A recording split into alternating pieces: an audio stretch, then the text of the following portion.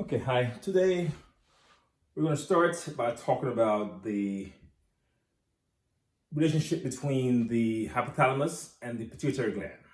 This is a major system that helps to pump out a bunch of hormones into the body. So let's draw for you, say, this would be your hypothalamus up here. And here is your pituitary gland. Okay. And this pituitary gland is attached, of course, by the infundibulum. So here, the front part of it is called the anterior pituitary. So this part is your bad pen. This is called your anterior pituitary, the front part. This back part here is your posterior pituitary. And up here is your hypothalamus. Okay, so in the hypothalamus, there's an area called the median eminence. This area of the hypothalamus.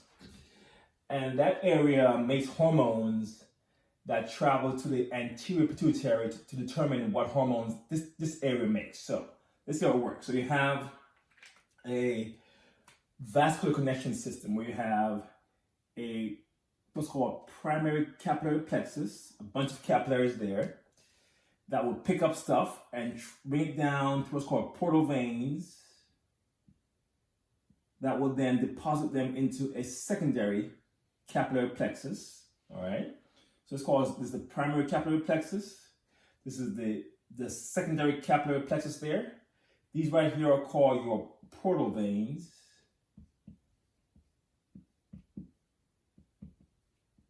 Portal veins.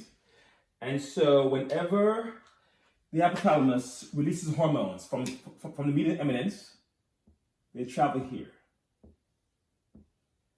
And then from here, they travel down through the portal veins to eventually enter into your secondary capillary plexus, where they then influence the anterior pituitary in terms of what hormones it makes. So let's quickly then look. So this system right here of capillaries and veins is called your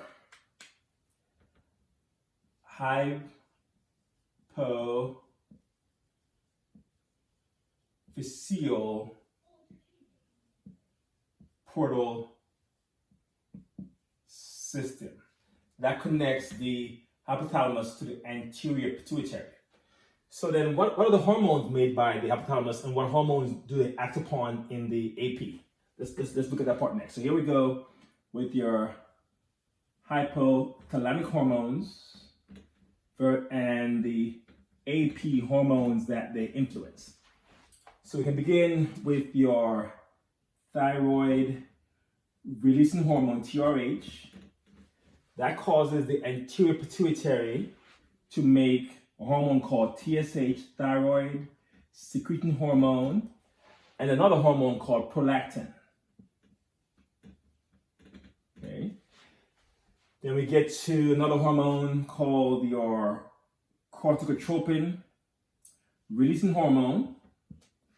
The hormone triggers the AP to release adrenocorticotropic hormone, ACTH, adrenocorticotropic hormone, which acts on your adrenal gland. Then you have another hormone. You have your gonadotropin releasing hormone, GnRH, triggers the release of two hormones from the AP.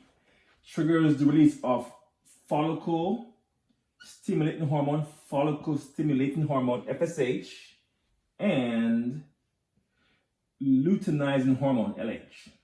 And these two hormones act on the gonads. That's what they call gonadotropin releasing hormones. Then we have your growth hormone, of course. Growth hormone releasing hormone, GHRH. And that triggers the release of growth hormone, okay, from the AP. There are also two other hormones which are inhibiting. These four stimulate the release of hormones. The next two hormones will suppress the release of hormones from the AP. And they include a hormone called dopamine, which is also called prolactin inhibiting hormone PIH. Okay, so PIH will suppress the release of PRL, especially when you're not pregnant. And then the other hormone is called growth hormone inhibiting hormone, also called somatostatin. Somatostatin. This hormone will suppress the release of growth hormone and also suppress the release of thyroid secreting hormone, TSH. So that is the relationship between the hormones of the hypothalamus and the hormones of the AP. All right, we'll pause there.